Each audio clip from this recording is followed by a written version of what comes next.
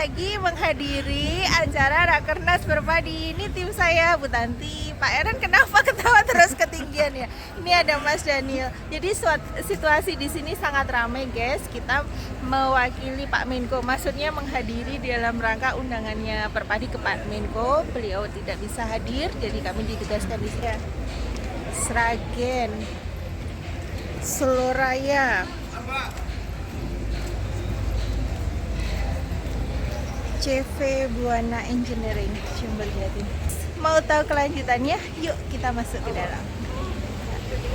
Ini ketemu dengan Bu Direktur Pembiayaan dari Kementerian Pertanian dengan Ibu Dokter Indah Megawati. Nah, beliau dulu S1 3 guys. Dia sukses sudah jadi dokter. Amin. Nah, saya mau wawancara sebentar, Bu. Bagaimana, Bu, nanti terkait dengan pembiayaan kurnya, Bu?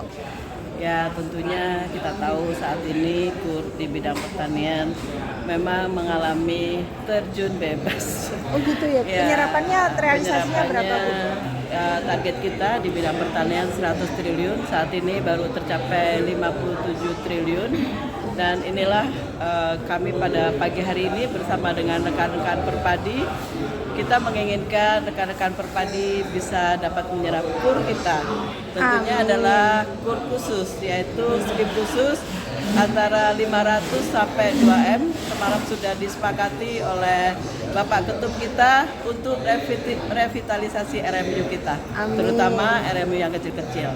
Ya, doakan Kementerian Pertanian bisa move on lebih baik. Amin. Untuk produksi beras 35 juta ton. Amin. Yes. Amin. Wassalamualaikum wabarakatuh. Waalaikumsalam wabarakatuh. Sukses selalu ya, Bu.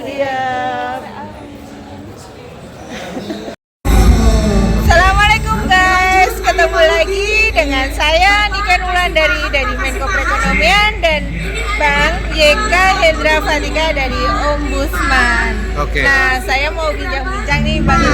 Boleh. Ya.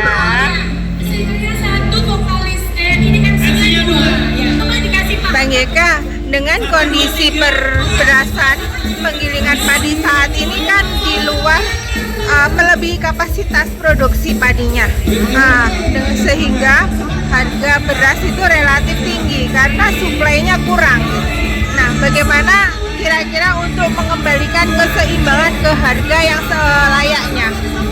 Yang jelas itu bukan pekerjaan yang mudah ya. Pertama, pemerintah juga harus memiliki policy will terkait peta jalan apa yang harus dilakukan terkait revitalisasi penggilingan padi ini misalnya. Tapi kalau kita bicara affirmative action-nya itu bisa kita lakukan dalam waktu dekat. Contohnya apa? Dengan memfasilitasi komunikasi antara penggilingan besar dan penggilingan kecil, membangun model usaha bersama-sama. Strateginya koeksistensi, yang kecil hidup, yang besar pun hidup. Yes.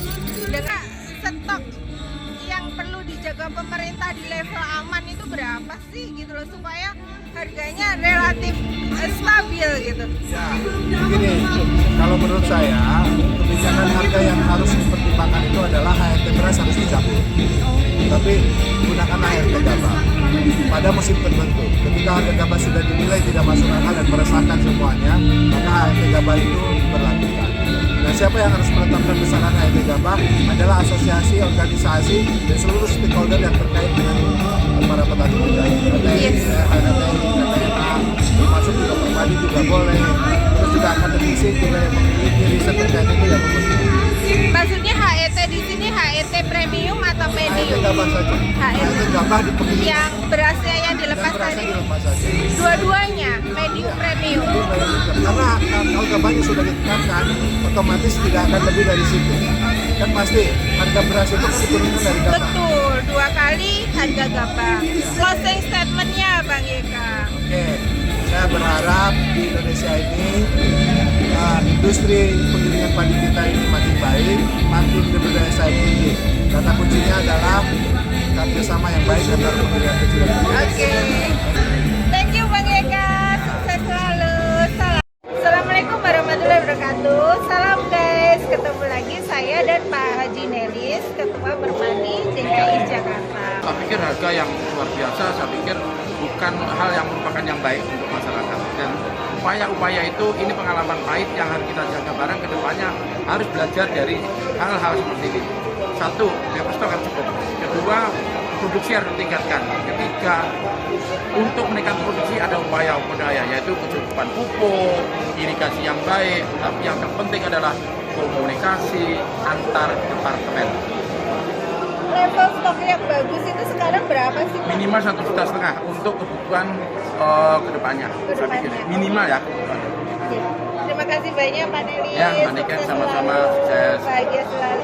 Oke. Salam. Bapak Ibu hadirin yang berbahagia, pemerintah terus fokus pada revitalisasi dan restrukturisasi penggilingan padi, antara lain mendorong penggilingan padi untuk melakukan revitalisasi sarana produksi untuk peningkatan kualitas gabah dan beras.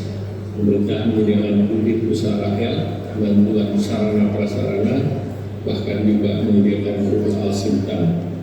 Bapak Ibu hadirin yang saya banggakan, saya berharap semua pihak untuk terus meningkatkan produktivitas, memaksimalkan peran dalam menjaga pertumbuhan ekonomi, ketersediaan pangan, dan semoga rakernas ini menghasilkan pemikiran dan terobosan terhadap kebutuhan pangan.